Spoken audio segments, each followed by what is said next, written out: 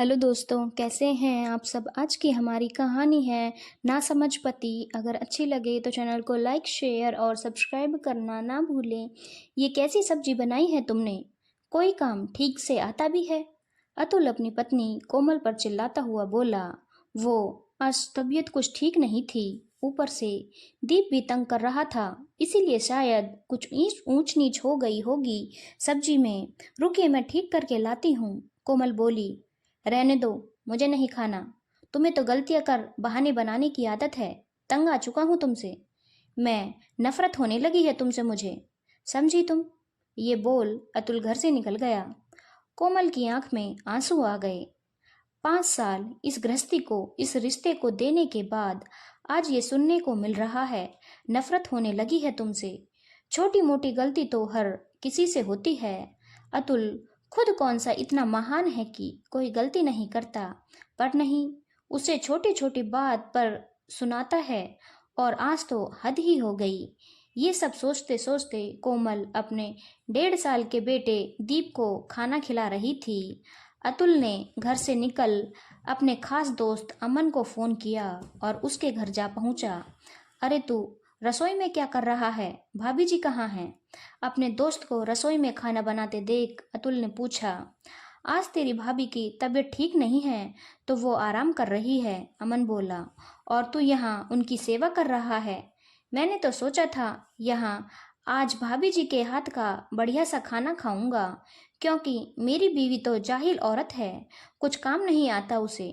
पर पर ये नहीं पता था हम दोनों एक ही नाव के सवार हैं, अतुल व्यंग से बोला।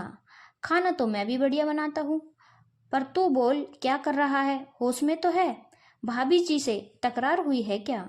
अमन उसकी बात सुन हैरानी से बोला। कुछ नहीं यार, उस औरत से अब तो तकरार करने का भी मन नहीं करता। नफरत सी हो गई है उसके चेहरे से, हर वक्त थकी सी रहती है, जबकि काम ही क्या होते हैं। अब आज ही ले इतना बकवास खाना बनाया कि पूछ मत।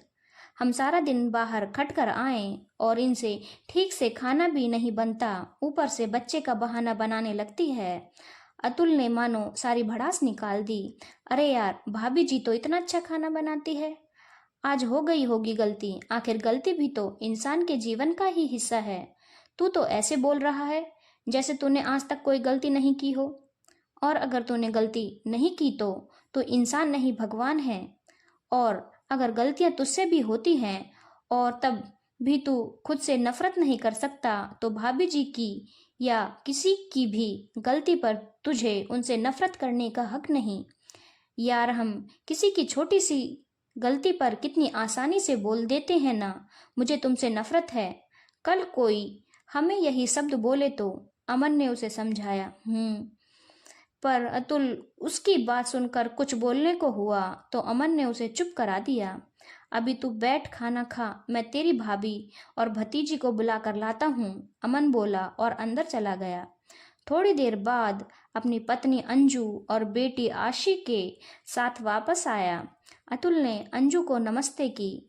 खाने की मेज पर उसने देखा अमन अंजू को जबरदस्ती खाना खिला रहा है, साथ साथ आशी को भी अपने हाथ से खिला रहा है। अंजू को देख अतुल को कोमल का चेहरा याद आया। वैसे तो वो हमेशा थकी थकी रहती है, पर आज ज्यादा ही कुम्हलाई लग रही थी। पर उसने एक बार भी कोमल की तबीयत तो पूछी नहीं, ऊपर से गुस्सा और दिखा दिया इतना। अतुल भैया, कोमल और दीप कैसे हैं? कोमल कैसे घर और बच्चे की देखभाल इतने अच्छे से कर लेती है? घर भी हमेशा चमचमाता है आपका, जबकि मैं तो इस शैतान आसी के साथ ही इतना थक जाती हूँ कि कई बार खाना अमन को ही बनाना पड़ जाता है, अंजू अतुल से बोली। जी भाभी, सही है। दीप, बस आज कोमल की तबीयत थोड़ी खराब है। अतुल के मुंह से सच्चाई निकल ही गई। क्या भाभी जी की तबीयत खराब है और तब भी तू उन पर गुस्सा कर उन्हें अकेला छोड़ यहाँ आ गया? हद करता है तू अतुल। अरे सारा दिन वो घर बच्चों को संभालती है, तेरा भी तो फर्ज है उनके प्रति। चल फटाफट खाना खत्म कर और घर जा, भाभी जी को तेरी जरूरत है, अमन बोला। हाँ भैया, हम औरतों को जरा सा पति का साथ मिल जाए तो हम परेशानी में भी खिल उठती हैं। सारा दिन बच्चों और घर को संभालने के बाद शाम को पति से बस इतनी ही आशा होती है, वो प्यार से एक नज़र देखे। हम बीमार हैं तो थोड़ी केयर करें, ज़्यादा नहीं, बस 2 शब्द तारीफ के ही बोल दे। अंजू प्यार से अमन को देखते हुए बोली। अतुल अमन और अंजू की बात सुन शर्मिंदा हो उठा। अमन को अंजू का ख्याल रखते देख उसे खुद पर ही गुस्सा आ रहा था आज, क्योंकि उसने कभी कोमल का ख्याल रखना तो दूर, तबीयत तक के बारे में नहीं पूछा था। अब उससे खाना खाना भी भारी हो रहा था। अमन को प्यार से पत्नी और बेटी को खिलाते देख उसे लग रहा था गलत तो वो खुद है। आधा अधूरा खाना खा वो अमन और अंजू से इजाज़त ले घर की तरफ चल दिया। आखिर अपनी गलती की माफ़ी भी तो मांगनी थी कोमल से। दोस्तों, ऐसा अक्सर कई घरों में होता है।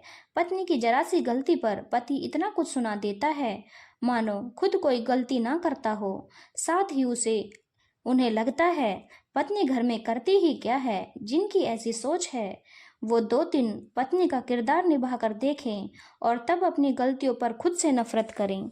धन्यवाद दोस्तों। अगर आपको कहानी अच्छी लगी हो तो चैनल को लाइक, शेयर और सब्सक्राइब करना ना भूलें।